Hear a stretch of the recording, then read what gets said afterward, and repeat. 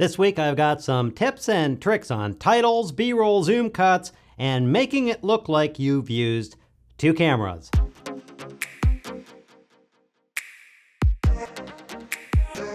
YouTube viewers tolerate a lot of what used to be considered gross mistakes. Crazy jump cuts all over the place, a single talking head on the screen for 20 minutes and more. That doesn't mean you have to do that, and indeed you can make your videos look more professional by doing a few simple things to look like you put in the extra time and touches. You can also use these techniques to cover up mistakes or make your videos look more produced or simulate that you used more than one camera. B-roll. These are referred to as cutaway shots, and you see them all the time. Close-up reaction shots or cutting away to the thing being talked about. On interview type shots, you just have to get creative and plan for that B-roll and using one camera. You shoot everything, then later take a few minutes and point the camera at the hands and have the person talk about something or get them to laugh.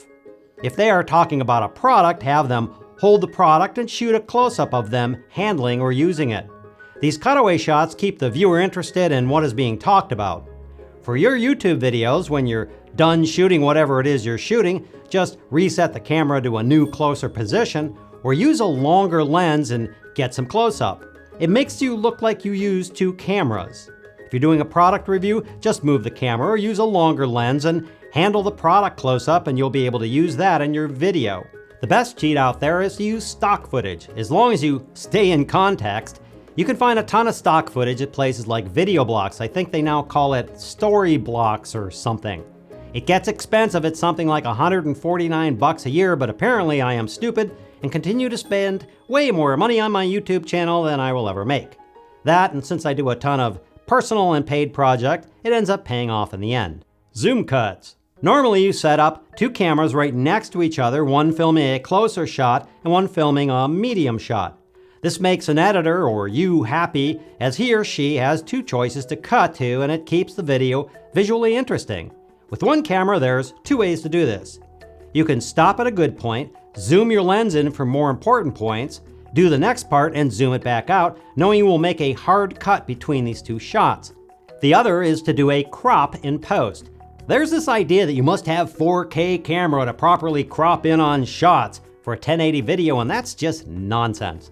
You can get away with 10, 20, and even more percentage crop in a 1080 video, and it's fine as long as your video is shot well with a lot of light and good focus.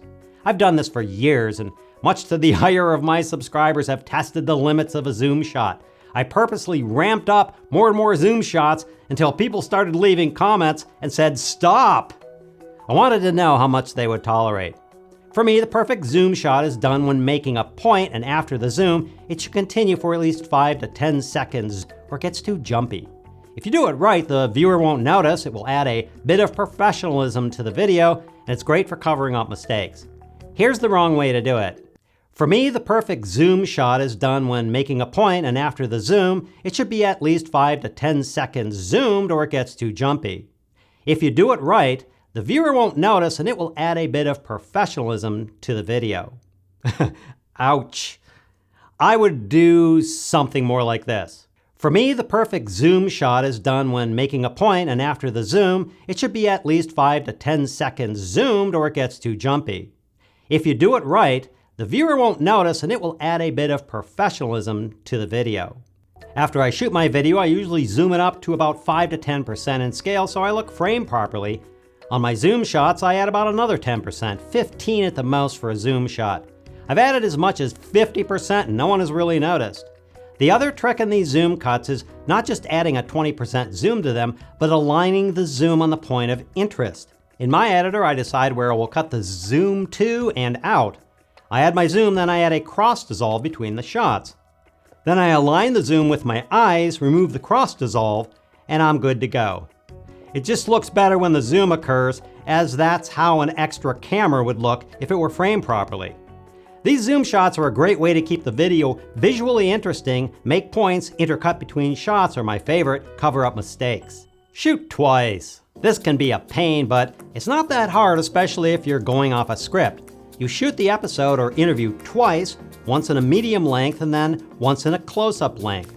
You shoot the episode or interview twice, once in a medium length and then once in a close-up length. The two don't have to be perfect, and Even if you don't have a script, it won't matter as you now have those two camera angles to edit and intercut with, and it looks like you used two cameras, which in a sense you did. Add some B-roll to that and you've got a pretty good looking video or interview. Title cards. Title cards or text inserts really help make a point and help the viewer look at something else and keeps them engaged. They're also awesome for hiding mistakes and cuts. You do something like this and I'll purposely muck it up bad so you can see what I mean. So far we've covered the use of B-roll.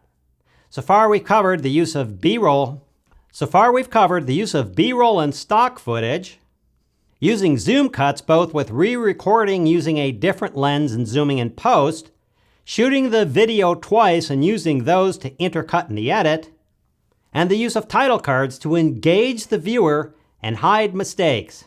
Whew. By using a title card, we can correct all the mistakes and more importantly, give the viewer and his eyeballs a break or punctuate the points. It would look like this. So far we've covered the use of B-roll and stock footage, using zoom cuts both with re-recording using a different lens and zooming in post, shooting the video twice and using those to intercut in the edit, and the use of title cards to engage the viewer and hide mistakes.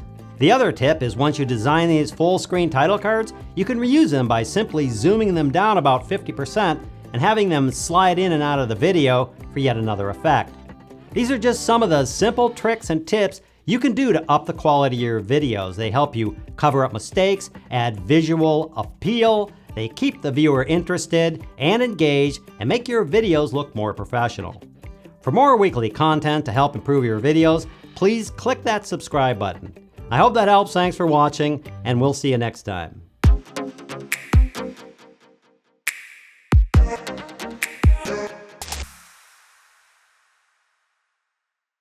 Your videos look more produced or simulate that you used more than one camera, or you can have your teleprompter drop on the floor and have it fall and then